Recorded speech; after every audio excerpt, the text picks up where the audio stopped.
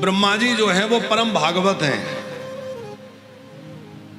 भगवान के जो भक्त हैं इनमें 12 मुख्य भगवान के भक्त कहे गए हैं, और जो 12 भगवान के मुख्य भक्त हैं उनमें श्री ब्रह्मा जी का प्रथम स्थान है। 12 भक्त कौन कौन से हैं भगवान के? स्वयंभू नारद शंभो, सबसे पहले हैं स्वयंभू ब्रह्मा जी। श्री ब्रह्मा जी महाराज जो हैं वो भगवान के अनन्य भक्त हैं,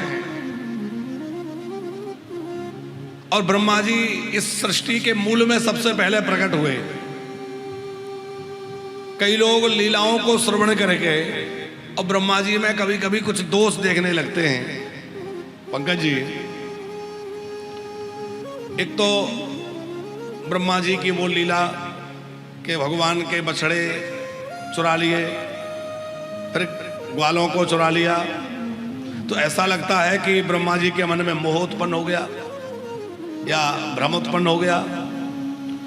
फिर से महापुराण में हम लोग कथा सुनते हैं तो भगवान नारायण से ही ब्रह्मा जी युद्ध करने लगे, और ब्रह्मा जी ने नारायण से युद्ध करके अपनी श्रेष्ठता सिद्ध करना चाहिए। भैरव ने प्रकट होकर मस्तक काट दिया।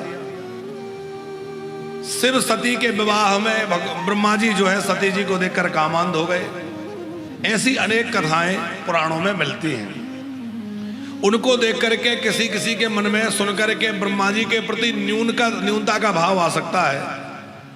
अरे ब्रह्मा जी तो जो है रजोगुण प्रधान है और बड़ी जल्दी रजोगुण से युक्त हो जाते हैं, कभी काम कभी क्रोध इनके जीवन में देखा जा रहा है। लेकिन ऐसा मानना भगवत अपराध है। ब्रह्मा जी जो है वो भगवान का ही स्वरूप है। जब सारी सृष्टि भगवानमय है तो ब्रह्मा जी अलग हुए क्या? ब्रह्मा जी तो साक्षात भगवान का ही स्वरूप हैं, और भगवान जब जैसा नाटक कराना चाहते हैं वैसा नाटक ये लोग करते हैं। तो इन महापुरुषों के जीवन में कोई घटना घटित दिख रही है तो भगत जी हमें उसको उनका नाटक ही समझना चाहिए। जैसे सती जी को मोह हुआ तो क्या सचमुच सती जी को मोह था? सती जी को कोई मोह नहीं था। सती जी तो पराम्बा है, जगदम्बा है, वो सब जानती हैं। पर उन्होंने मोह का नाटक किया ताकि जगत में राम जी के तत्व को प्रकाशित किया जा सके। जो लोग उससे अनभिज्ञ हैं वह भी राम तत्व को जान सकें, और आने वाले समय में भी कोई पर ब्रह्म तत्व पर, राम तत्व पर संदेह ना करे, और संदेह करे तो ये कथा उसको याद करा दी जाए कि देखो सती जी ने संदेह किया तो क्या परिणाम हुआ। तो इसलिए ये सब महापुरुष लीला करते हैं, और इसी प्रकार ब्रह्मा जी भी लीला करते हैं। ग्वाल वालों का हरण, बछड़ों का हरण जो कृष्ण लीला में करते हैं, क्यों करते हैं? बोले वो दिखाना चाहते हैं कि भैया भले ही मैं इतने ऊंचे पद पर हूं पर मैं भी भगवान में संदेह करूंगा तो भगवान मुझसे भी मुंह मोड़ लेंगे। ब्रह्मा जी से बात नहीं की ना भगवान ने, तो वो एक लीला है कि यदि संदेह करोगे तो फिर ब्रह्मा जी जैसे ज्ञानी क्यों ना हो, ब्रह्मा जैसे पद पर क्यों ना हो, फिर कल्याण नहीं होगा। इसलिए कल्याण होने के लिए संदेह से काम नहीं चलेगा, श्रद्धा से काम चलेगा। और भगवान जो है वो प्रेम से समझ में आते हैं, भगवान ज्ञान से समझ में नहीं आते। इसलिए ब्रह्मा जी ने अपनी स्तुति में क्या कहा है कि प्रभु जो ज्ञान प्राप्ति के लिए साधन करता है वो तो ठगे गए हैं। वस्तुतः ज्ञान से आप मिलते ही नहीं हैं, आप तो सदा प्रेम से मिलते हैं, आप तो सदा भक्ति से मिलते हैं, आप ज्ञान से प्राप्त होने वाले नहीं हैं। इसका मतलब ज्ञान की उपेक्षा नहीं है, पर केवल ज्ञानाभिमानी होकर के और भगवत तत्व को अपनी बुद्धि के बल से जानने का कोई प्रयास करे तो संभव नहीं है। इसलिए श्रद्धा पूर्वक भगवान का आश्रय लें। ब्रह्मा जी को भगवान ने सृष्टि के विस्तार की आज्ञा दी, और ब्रह्मा जी ने अनेक प्रकार की सृष्टि का निर्माण किया है। 4 प्रकार के जीव हैं संसार में, अंडज, स्वेदज, जरायुज और उद्विजज, 4 हैं। अंडज माने जिनका जन्म अंडे से होता है, स्वेदज माने स्वेद से, पसीने से जिनका जन्म होता है, जरायुज जो जरा में लपटे हुए मां के गर्भ से जन्म लेते हैं, वो जरायुज हैं, और जो पृथ्वी से प्रकट होते हैं, अपने आप पृथ्वी में पैदा हो जाते हैं, तो स्वेदज, अंडज, जरायुज और उद्भिदज जो अपने पृथ्वी से प्रकट होते हैं। ऐसे 4 प्रकार के जीव ब्रह्मा जी ने सृष्टि में बनाए, जलचर, नवचर, थलचर। ऐसे ब्रह्मा जी ने बड़ी अद्भुत सृष्टि करी। और ब्रह्मा जी की सृष्टि में अच्छाई भी है और बुराई भी है। ब्रह्मा जी ने देवताओं को बनाया तो दैत्यों को भी बनाया। ब्रह्मा जी ने संतों का निर्माण किया तो असंतों का भी किया कि नहीं? अच्छाई के साथ साथ बुराई भी साथ चलती है। एक और बड़ी अच्छी बात पंकज जी, कि ब्रह्मा जी के द्वारा ही धर्म को प्रकट किया गया और ब्रह्मा जी के द्वारा ही अधर्म को प्रकट किया गया। धर्म कहां से प्रकट हुआ भगत जी? ब्रह्मा जी के हृदय से धर्म प्रकट हुआ, और ब्रह्मा जी की पृष्ठभाग, पीठ से अधर्म पैदा हुआ। दोनों एक साथ पैदा हुए, इसलिए दोनों जुड़वा हैं। धर्म और अधर्म दोनों जुड़वा है। कहीं किसी घर में जुड़वा बच्चे हों तो ऐसा देखा जाता है कि एक को यदि सर्दी जुकाम होगा तो दूसरे को भी उसका प्रभाव देखने में मिलेगा। एक को कुछ होगा तो दूसरे को भी उसका प्रभाव लगेगा, क्योंकि ये जुड़वा का प्रकृति एक से जुड़ी होती है। तो ये बात हम इसलिए कह रहे हैं कि धर्म और अधर्म दोनों एक साथ पैदा हुए। तो जब जब धर्म बढ़ता है तो अधर्म भी बढ़ता है, और जब जब अधर्म बढ़ता है तो धर्म भी बढ़ता है, क्योंकि जुड़वा है ना। अभी देखिए आप, धर्म कितना बढ़ रहा है। मंदिरों में जितनी भीड़ आज है इतनी पहले थी क्या?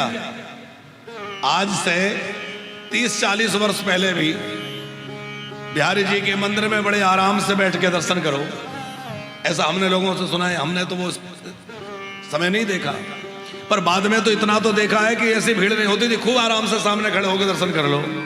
होता था कि नहीं? आज कथाओं में जैसी भीड़ आज हो रही है वैसी पहले नहीं हो पाती थी।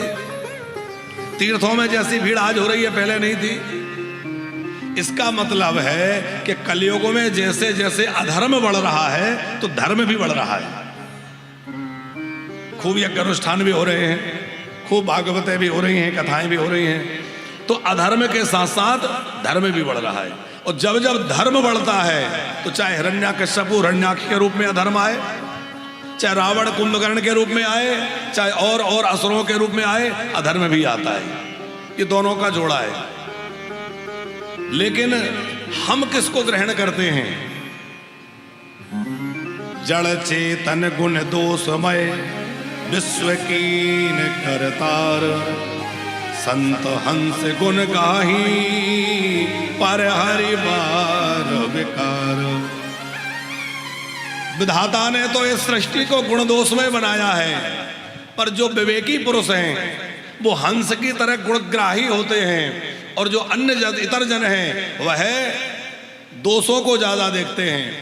अब हमें यदि दोष ज्यादा नजर आ रहे हैं तो हमारी विवेक शून्यता है, और गुण ज्यादा नजर आ रहे हैं तो ये हमारे विवेक की प्रधानता है।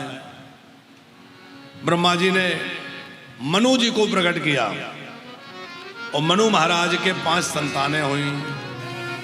प्रियव्रतो उत्तान पादौ त्रिकन्याश्च भारत, आकूतिर्देवहूतिश्च प्रसूतिरिति सप्तम। प्रियव्रत और उत्तानपाद 2 पुत्र हुए। आकुति, देवहूति, प्रसूति 3 कन्याएं हुई। ये 5 संतानें महाराज मनु की हैं। कन्याओं की कथा पहले है और पुत्रों की बाद में है, क्योंकि हमारे यहाँ स्त्री शक्ति को आगे रखा है। इसलिए राम जी का नाम लो तो पहले किसका आता है? सीताराम, राधे श्याम, गौरी शंकर है? मातृ शक्ति को आगे रखा है। और ये लोग कहते हैं ना कि सनातन धर्म में मातृ शक्ति को स्थान नहीं मिला, भैया पूरे विश्व में जितने भी धर्म हैं, केवल एक सनातन धर्म ही ऐसा है जहां देवियों की पूजा होती है, और किसी धर्म में देवियों की पूजा नहीं होती। अब बताओ, इस्लाम में देवी की पूजा है? इस्लाम में कोई देवी है? वहां तो हूरों की चर्चा है, माने भोग दृष्टि से देखा जा रहा है स्त्री शक्ति को। क्रिश्चियनों में वहां भी कोई देवी नहीं है।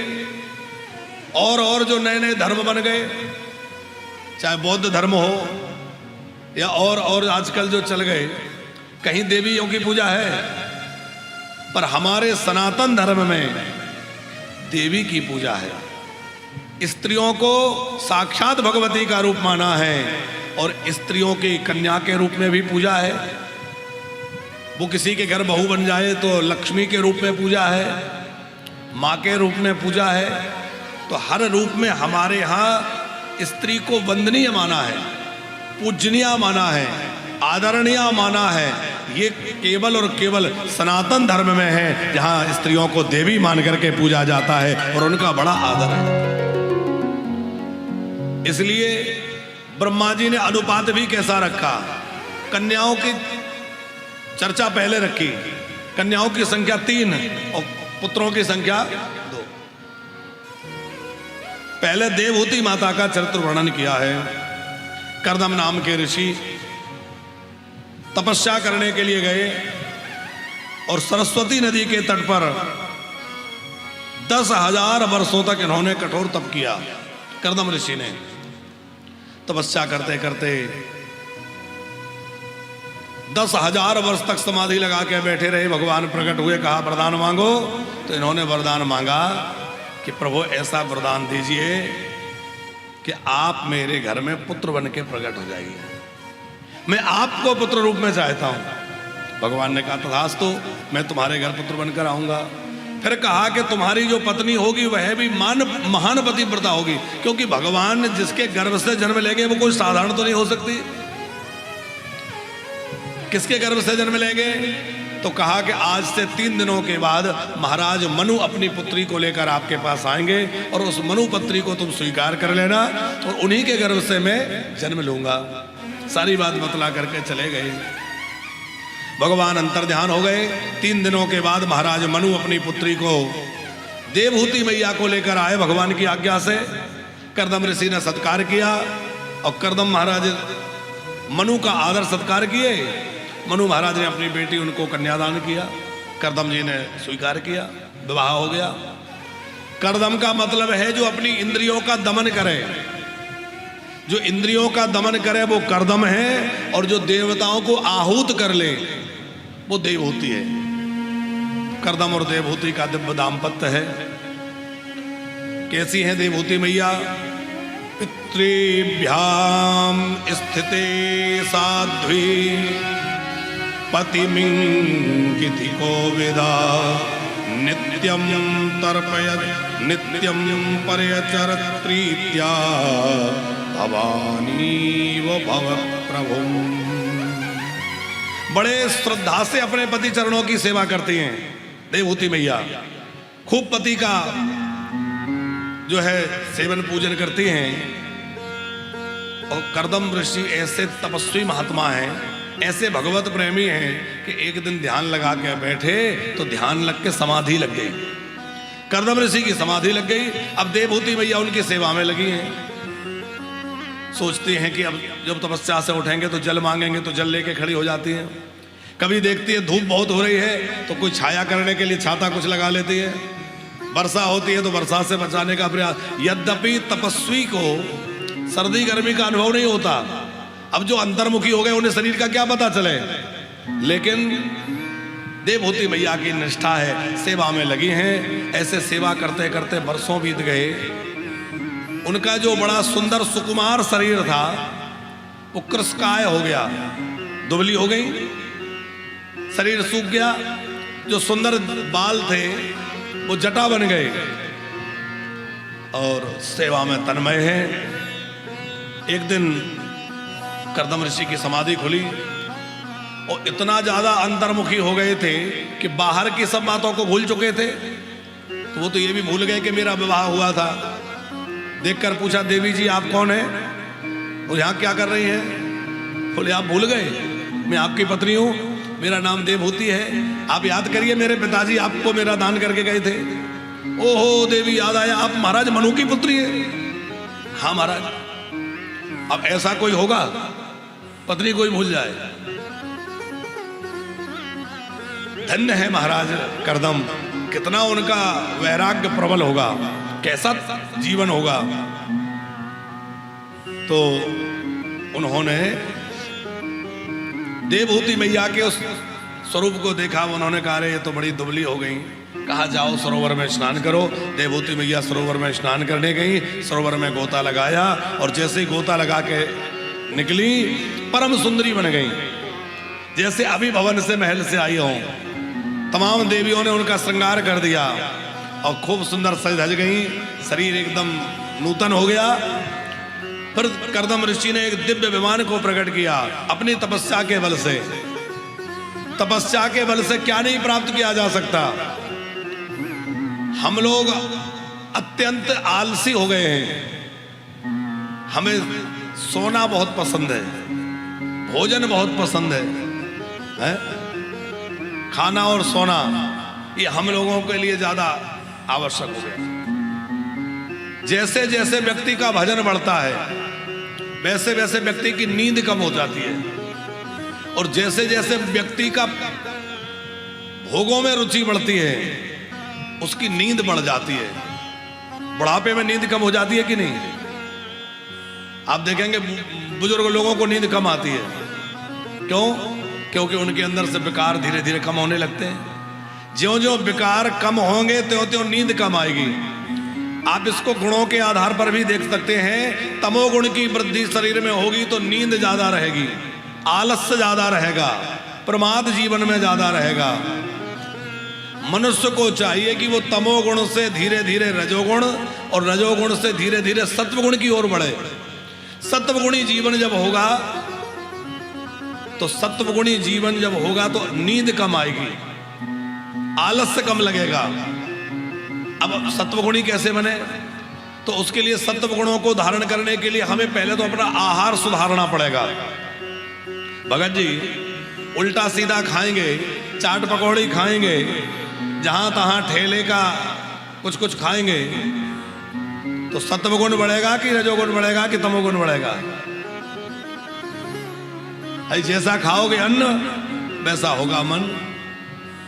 तो एक तो आहार की शुद्धि हो तो सत्वगुण बढ़ेगा, दूसरे संग अच्छा हो, अच्छे लोगों का संग करें, सत्पुरुषों का संग करें तो अच्छी बातें सुनने को मिलेंगी। वो अच्छी बातें सुनने को मिलेंगी तो हमारा मन भी अच्छी चीजों में लगेगा। अब आजकल तो रील देखने में लोगों की बड़ी रुचि है। अब उसमें उल फुजुल चीजें खूब आती हैं, तमाम लोग जाने क्या क्या देखते रहते हैं। अब ये बताओ कि जो हम मनोरंजन की दृष्टि से ही सही जो हम देख रहे हैं उसका हमारे चित्त पर प्रभाव पड़ेगा कि नहीं पड़ेगा? आप कितना भी उससे मन हटा लीजिए, पर जो आप देख रहे हैं उसका प्रभाव चित्त पर पड़ के ही रहेगा। संभव ही नहीं है कि आप उससे बच जाएं। इसलिए व्यर्थ के चित्रों से, व्यर्थ की चीजों से अपने आप को बचाना चाहिए, क्योंकि बुरी चीजें देखना आंख का कुसंग है, बुरी बात सुनना कान का कुसंग है। जरूरी नहीं है कि शरीर से किसी का संग करो तो ही कुसंग है। मोबाइल में रील देखना भी कुसंग है कि नहीं है? बुरी चीजें देखना भी कुसंग है कि नहीं है? वो आंख का कुसंग है। हमारी माताओं में से एक दो लोगों को लग गया था रील देखने का चस्का। सब तो नहीं देखते, एक दो को लग गया। हमने एक दो बार समझाया, थोड़ा डांट के भी कहा कि मैया माला फेरा करो, इस पे उंगली कम फेरो। अच्छा, हमारे सब वानप्रस्थी ही ज्यादा बैठे हैं तो आपसे एक निवेदन और करें। कल हमने 4 आश्रमों की चर्चा की थी। अब हम लोगों को भगवत कृपा से, ये राधा जी की कृपा है, ठाकुर जी की कृपा है कि हमें वृंदावन वास दे दिया। अब वास दे दिया तो हम वानप्रस्थ में रह रहे हैं, तो हम कोशिश करें, कोई जबरदस्ती नहीं है, पर कोशिश करें कि वानप्रस्थियों के क्या नियम हैं। यदि हम उनका पालन भी करने लगें तो क्या होगा, हमें वास्तविक वानप्रस्थी का फल प्राप्त होगा। ब्रजवास तो मिल गया, वानप्रस्थ आश्रम में रह भी रहे हैं तो हमारा नाम तो वानप्रस्थी हो गया। अब हम यदि विधि पूर्वक वानप्रस्थ को अपना लें, एक तो शरीर से रह जाना है, एक मन से रहना है, तो हम मन से भी वानप्रस्थी हो जाएं। फिर हम वानप्रस्थ को थोड़ा सर्च करें। आप लोग कभी गूगल पे पढ़ा करें, कुछ किताबों में पढ़ा करें कि वानप्रस्थ जीवन के क्या नियम हैं, और कोशिश करिए कि हम जितने अपना सकते हैं। जरूरी नहीं है कि 100% करो। आज के समय में हमारा शरीर ऐसा हो गया कि पूरे पूरे तो हम नहीं कर पाएंगे, पर जितना कर सकते हैं उस तरफ धीरे धीरे आगे तो बढ़े। जैसे ब्रह्मचर्य आश्रम में रहने वाले को ब्रह्मचर्य के सारे नियमों का पालन करना आवश्यक है, जैसे गृहस्थ आश्रम में रहने वाले को गृहस्थ धर्म का क्या नियम है, उसी प्रकार वानप्रस्थियों के लिए शास्त्र में क्या आज्ञा है, हम लोग उनका धीरे धीरे समझें और फिर उसके अनुसार अपने जीवन को ढालें।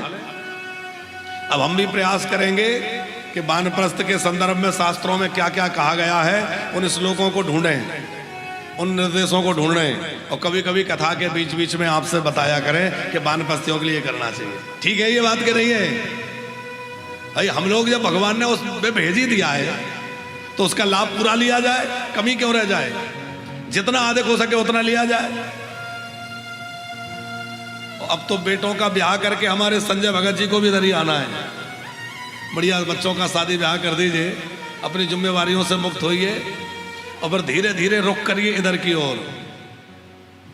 जल्दी नहीं है, आराम से। नहीं कहा घबरा जाओगे, गुरुजी ने तो आज्ञा दे दी, अब क्या होगा। धीरे धीरे धीरे धीरे ऐसा योग बनाना है कि भगवान के शरण में रहना। तो हम आपसे निवेदन कर रहे थे कि सत्व गुण की जीवन में वृद्धि हो।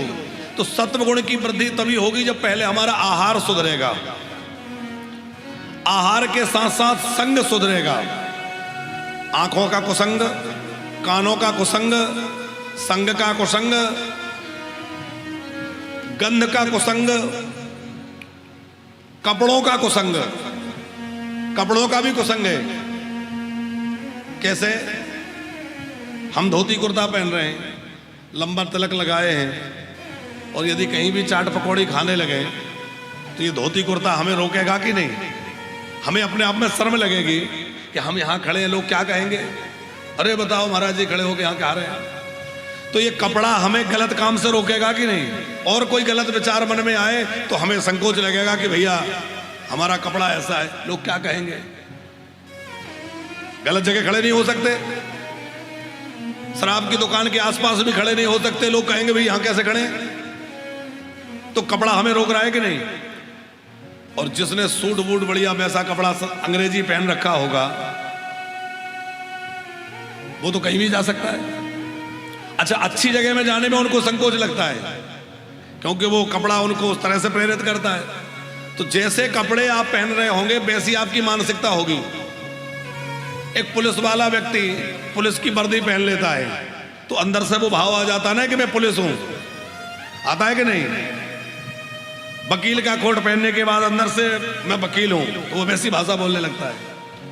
उसी प्रकार जो जैसा वस्त्र धारण करेगा, इसलिए वस्त्रों का भी कुसंग त्यागिए। अच्छा कपड़ा पहनेंगे तो वो हमें अच्छी ओर प्रेरित करेगा। हो सके तो पूजा के समय तो कम से कम धोती कुर्ता ही पहनना चाहिए। एक और आजकल समस्या है भगत जी, लोग लुंगी लगा लेते हैं, अचला जैसे कह सकते हैं, अचला लगा लेते हैं। पूजा के समय में भी कई लोग लगाते हैं। ये बहुत निषिद्ध है। अचला लगा करके चलने से बड़ा भारी अपराध लगता है। अब ये सब बातें तो लोग आजकल जानते समझते ही नहीं है। अचला केवल महात्मा लोग लगा सकते हैं। महात्मा लोग क्यों लगा सकते हैं? क्योंकि वो लंगोट धारण करते हैं। तो लंगोट धारी जो होगा वही अचला लगा सकता है, बाकी लोगों को नहीं लगाना चाहिए। तो क्या करना चाहिए? लांग लगा के धोती पहनना चाहिए। बिना लांग लगाए धोती लपेटने से एक एक पैर चलने से भयंकर अपराध लगता है। पाप लगता है। तो सवेरे जब पूजा करें, अपने पूजा की धोती अलग रखें और सवेरे पहले धोती पहने, लांग लगा के बढ़िया धोती पहने, कांच लगा के, लांग लगाना समझते हैं ना, कांच लगाना, तो कांच लगा के धोती पहने, ऐसे नहीं लपेटना है। ऐसे लपेटने से तो ये पेंट ही अच्छा है, वो देखने में तो ठीक लगती है पर उसका अपराध है। तो लांग लगा के धोती पहने, फिर भगवान का पूजन करें, अपना घंटे भर का पूजन है जो भी है, बढ़िया अपना पाठ करें, आरती करें। पूजन पाठ से जब संपन्न हो जाए सब कार्य, तो फिर जो है अपना जो भी कपड़ा पहनना है रोज का, जो हमेशा का नियम है, वो पहन के अपना काम धंधा करें। तो वस्त्रों का भी सत्संग करें और धीरे धीरे अपने मन को सत्व गुण की ओर ले जाना है।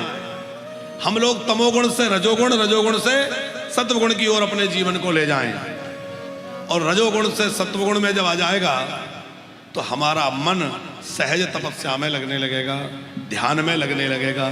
अभी हम कहते हैं महाराज जी क्या करें, कथा में मन नहीं लगता, ध्यान करने में मन नहीं लगता, भजन करने में मन नहीं लगता। अरे कहां से लगेगा, मन में तमोगुण भरा हुआ है। तो पहले उस तमोगुणी मन को सत्वगुणी तो बनाइए। हम अपने आप में सत्वगुण की वृद्धि कैसे हो, इसका प्रयास करना चाहिए। और जीवन जब सत्वगुण से भर जाएगा तो निद्रा, आलस्य, प्रमाद, ये सब चीजें दूर हो जाएंगी। अब इसके परीक्षण बता देते हैं पंकज जी। हमारे जीवन में रजोगुण अधिक है कि सत्वगुण अधिक है, ये कैसे पता चले, इसका परीक्षण करना चाहिए।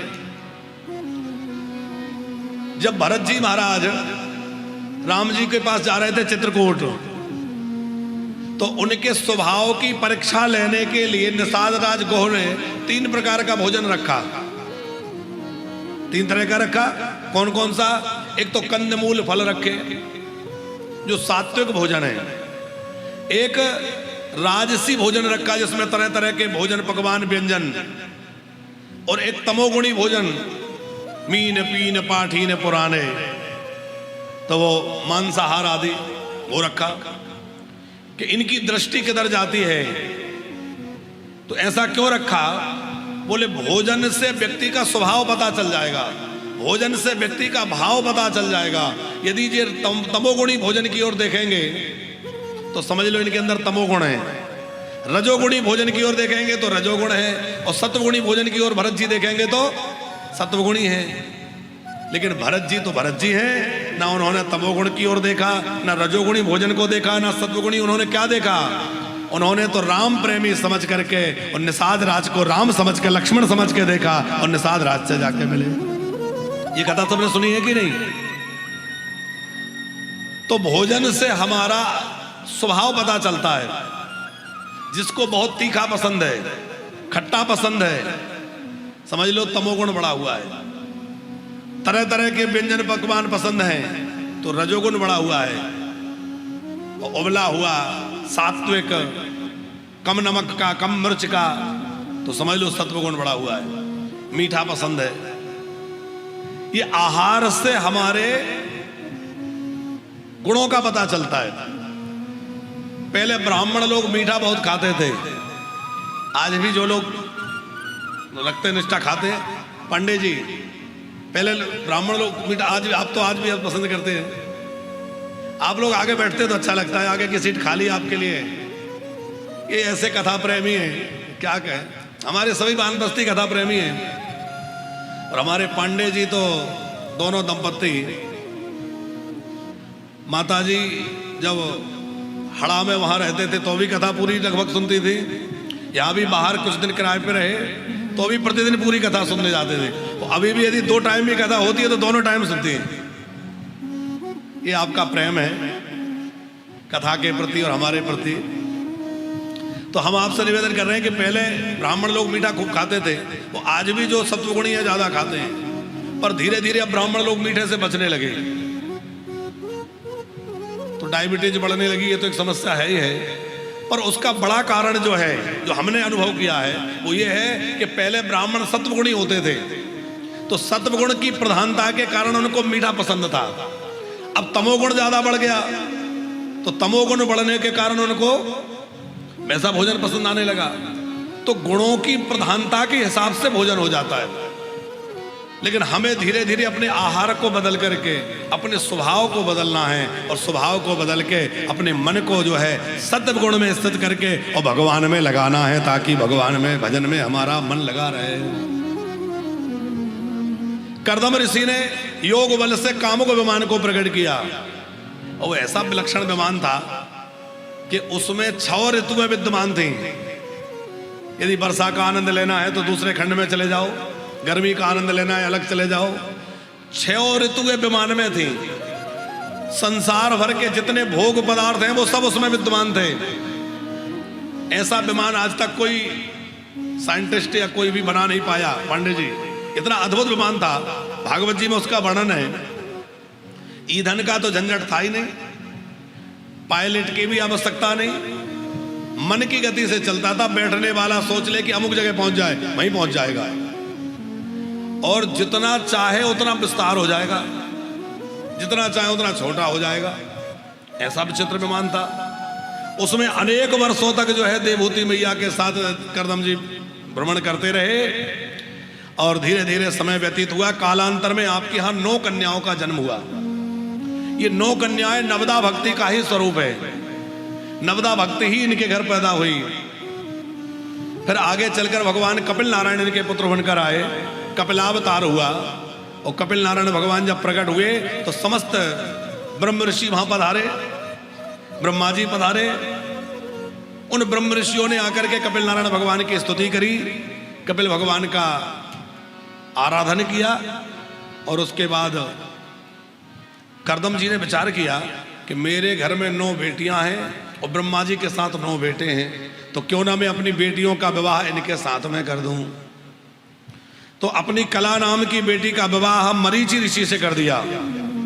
अनुसुईया नाम की एक बेटी थी, उनका विवाह अत्रि ऋषि से कर दिया। श्रद्धा नाम की बेटी का विवाह अंगिरा ऋषि से, हविर्भू का पुलहस्त ऋषि से, गति का पुलह से, क्रिया का कृतु ऋषि से, ख्याति नाम की बेटी जो है वो भृगु ऋषि से, अरुणधति का विवाह वशिष्ठ जी से, और शांति देवी का विवाह कर दिया अथर्वा ऋषि से। 9 बेटियों का विवाह 9 ऋषियों से हो गया। इनमें 2 तो बड़ी ख्याति प्राप्त हुई, एक अरुणधति और एक अनुसुईया। अनुसुईया का नाम भी महान पतिव्रता नारियों में लिया जाता है, और अरुणधति का नाम भी, अरुणधति भी जो है ये महान पतिव्रताओं में मानी जाती हैं। अब बेटियां विदा हो गई, महर्षि भी विदा हो गए। कर्दम जी देवहूति जी से बोले, देवी जी हमने कहा था कि एक पुत्र का जन्म होते ही वन में चले जाएंगे। अब पुत्र का जन्म हो गया, अब बेटियों का विवाह भी हो गया, अब हम घर में नहीं रहेंगे, अब हम कहीं एकांत में जाके भजन करेंगे। देवहूति जी रोक नहीं पाई। क्यों? क्योंकि वचन दे दिया था विवाह के समय। बोले ठीक है, आप पधारें। कर्दम ऋषि ने अपने पुत्र के रूप में जो भगवान आए हैं उनको पहचान लिया है। ऐसा नहीं कि वो जानते नहीं है, क्योंकि ब्रह्मा जी जोड़ के कपिल नारायण भगवान का बंधन करने लगे। कर्दम ऋषि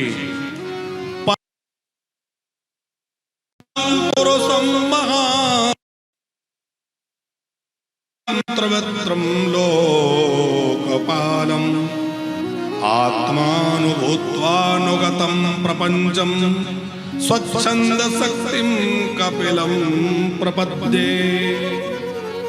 हे कपिल नारायण भगवान, आप स्वेच्छा से ही शरीर धारण करने वाले हैं। आप अपनी इच्छा से मेरे पुत्र बन गए, ये आपकी कृपा है।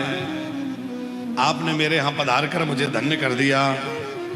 आप तो प्रकृति से परे परमात्मा हैं। आपने मेरे घर में आकर के मुझ पे बड़ी कृपा करी है। खूब स्तुति करी, और अपनी स्तुति के बाद में आज्ञा ली कि प्रभु अब मुझे सन्यास की आज्ञा दीजिए।